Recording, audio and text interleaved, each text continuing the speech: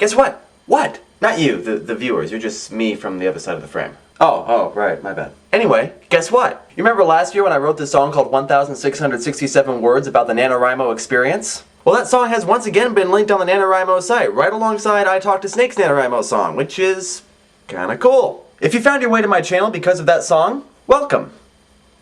I sing songs about once a month. This is the sort of thing I normally do.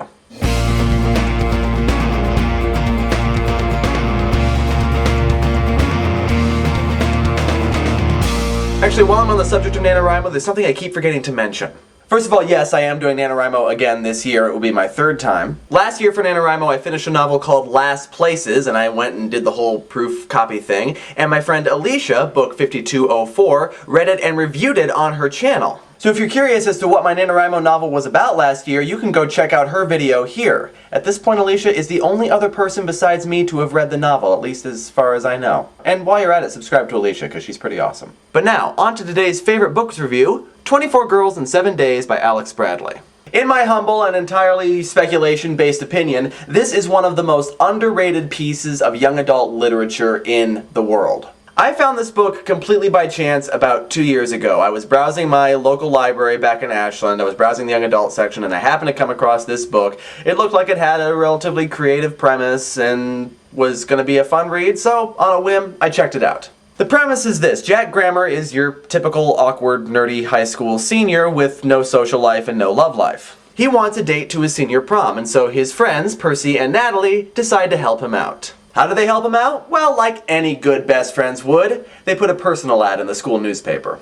This starts out as a lighthearted joke, but eventually they actually start getting responses to the ad. And they decide, well, let's go with this. And so pretty soon Jack Grammer has a list of 24 girls that he has to date in 7 days and eventually pick one to be his prom date. And if this is all sounding like your typical quirky young adult romance, then well, that's exactly what it sounded like to me, too. However, this book seems to be all about taking expectations and beating them down with a sledgehammer until they are in completely indistinguishable pieces. Or something.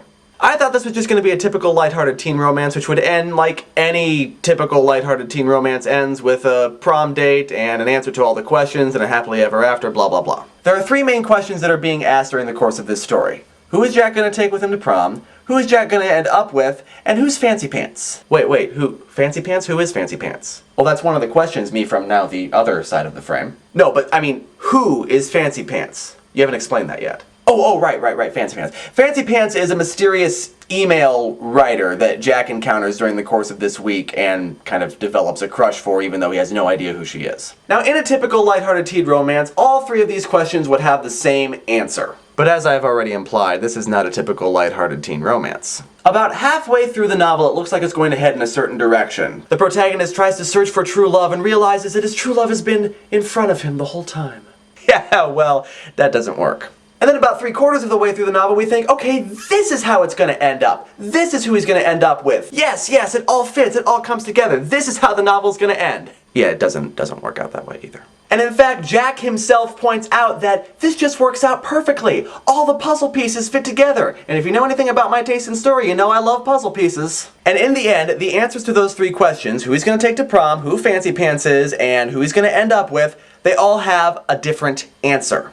And none of them are what we expect the answer to be. Although I did actually guess who Fancy Pants was the first time I read the book.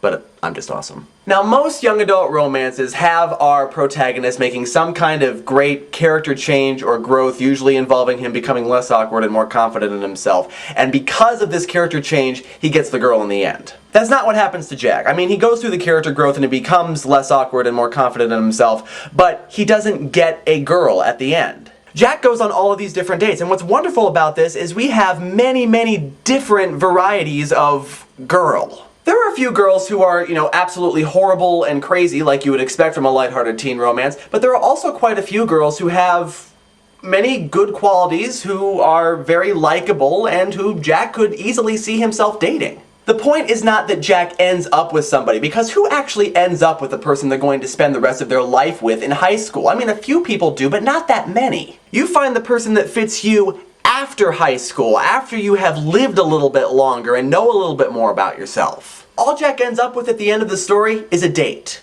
That's all, just one date. No promise, no happily ever after. He just is on a date. We don't know how the date's gonna work out. We don't know if he's gonna end up with this girl. We don't know if he's gonna end up with somebody completely different that we haven't even met in this book. But the point is, he ends up with a date and he has the power to make those decisions on his own. Jack goes into this experience with a very idealized vision of prom, and in the end, he still enjoys his prom experience even though he recognizes that it's not the ideal experience. It tells us that the high school experience is not ideal and it's not perfect, but if we can acknowledge that it's not ideal and not perfect, then we can find something very memorable about the high school experience. Memorable in a good way, you understand. And that, my friends, is a message that I think more high school students should have access to, which is why I think that 24 Girls in 7 Days is one of the most underrated pieces of young adult literature in the world.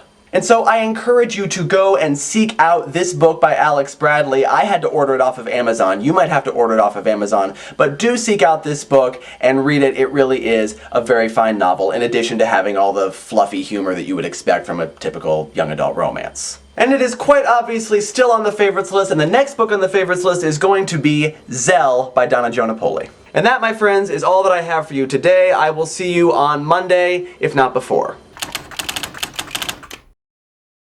And what perfect timing, my neighbors are taking their showers now. Bye.